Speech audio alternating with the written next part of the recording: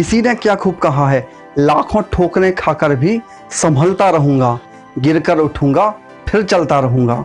नमस्कार दोस्तों, मैं हूं छतरपुर मध्य प्रदेश से गौरव पांडे। एक बार की बात है, एक लड़का था जिसका नाम था गोविंद। गोविंद एक छोटी सी दुकान को चलाता था जिससे उसके घर का खर्च चलता था।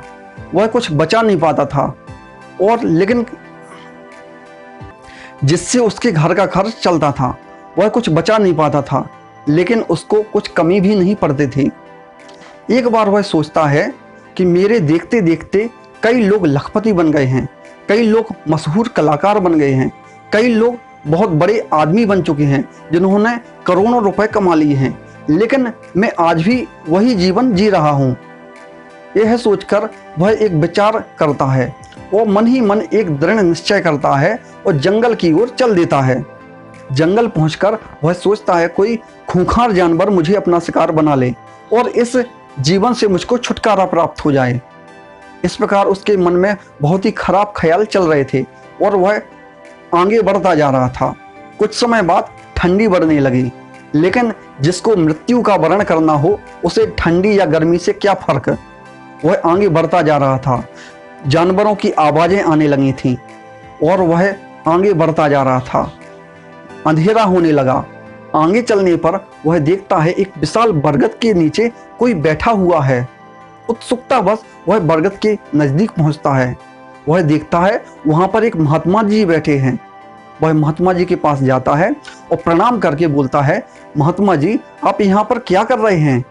इस जंगल के पास में ही एक गांव है, वहां आप जाकर क्यों पूजा पाठ नहीं करते हैं? यह सुनकर महात्मा जी मुस्कुराते हैं और गोविंद से मुस्कुराते हुए पूछते हैं, यही सवाल मुझको तुमसे करना चाहिए कि तुम इस भयंकर जंगल में क्या कर रहे हो, जहां पर पग पग पर मृत्यु घूम रही है, जहां भयंकर जानवर भी हैं। आगे महात्मा जी बोलते हैं, अगर तुमको जीवन में कोई कष्ट हो तो तुम मुझसे कहो।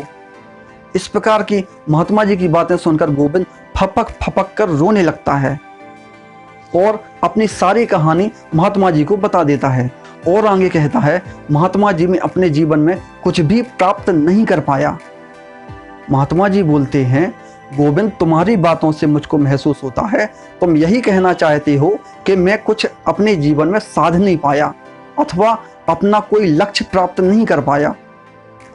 महात्मा जी आगे पूछते हैं, क्या तुम मुझे गोविंद बताओगे कि तुम क्या साधना चाहते थे अथवा क्या प्राप्त करना चाहते थे? महात्मा जी की इस प्रकार के सवाल को सुनकर गोविंद घबरा जाता है और बोलता है, महात्मा जी आज तक मैंने यह तय तो किया ही नहीं है मुझे प्राप्त क्या करना है। महात्मा जी बोलते हैं, तुमने तीर तो हाथ में ले लिया लेकिन उसका लक्ष्य तो निर्धारित किया ही नहीं है।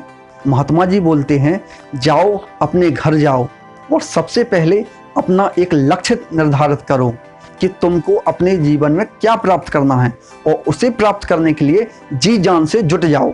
महात्मा जी की इस प्रकार की बातें सुनकर गोविंद अपने मन से मृत्यु का विचार त्याग देता है और अपने घर के लिए ओर वापस लौट जाता है।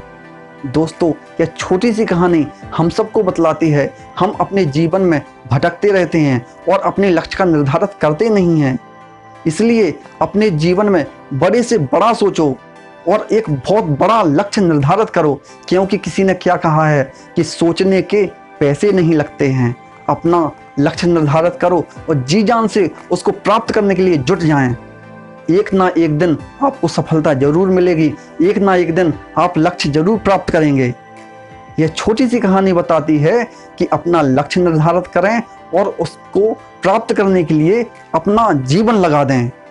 एक ना एक दिन सफलता मिलना तय है। किसी ने क्या खूब कहा है, जीवन में जो जीता वही सिकंदर।